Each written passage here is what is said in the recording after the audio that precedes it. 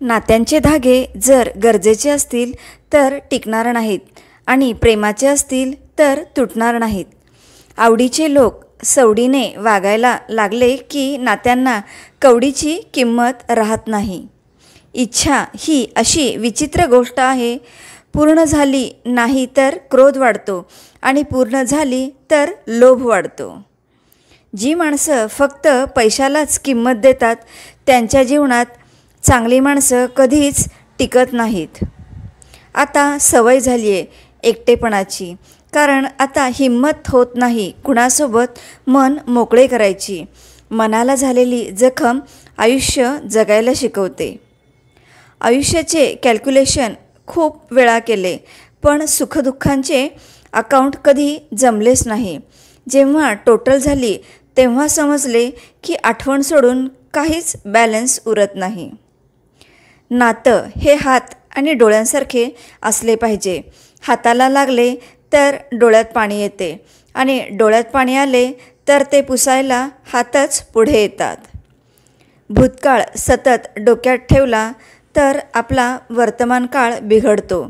म्हणून झालेल्या चुका विसरून पुन्हा नव्याने कामाला लागलं पाहिजे.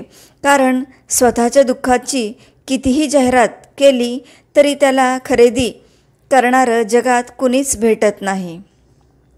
परिस्थिती हा सगळ्यात मोठा गुरु आहे. कारण जगायचं कसं हे आणि कोणाशी वागायचं कसं हे परिस्थितीशिवाय दुसरं कोणीही शिकवू शकत नाही.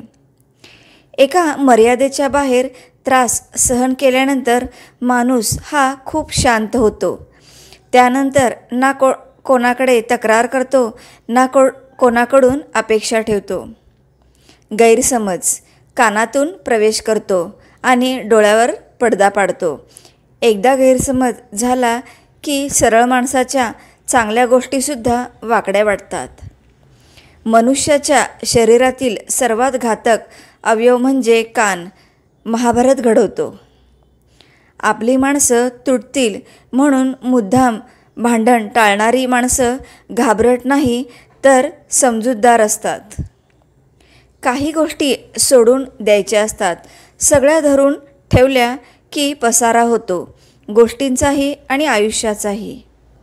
आपण जे देतो ते आपल्याकडे परत येतं. त्यामुळं चांगलं द्या, चांगलंच मिळेल. कोणी माझे वाईट करतोय त्याचं कर्म, मी कोणाचं वाईट करणार हा माझा धर्म. 100 सल्ल्यांच्या शब्दांपेक्षा अनुभवाची ठेच माणसाला जास्त मजबूत बनवते. नात्यात ओढ हवी, ओढा ताण नको. त्रास देणारा विसरून जातो, पण सहन करणारा आयुष्यभर लक्षात ठेवतो. शब्दकोडी सोडवताना बुद्धीची कसोटी लागते, तर आयुष्याची कोडी सोडवताना सहनशक्तीची कसोटी लागते. कमीपणा घेणारे कधीच लहान अथवा चुकीचे नसतात. कारण कमीपणा घेण्यासाठी खूप मोठे मन असावे लागते. आयुष्य म्हणजे अनुभव, प्रयोग, अपेक्षा यांचे समीकरण आहे. कालचा दिवस हा अनुभव होता, आजचा दिवस हा प्रयोग असतो, उद्याचा दिवस ही अपेक्षा असते. श्री स्वामी समर्थ.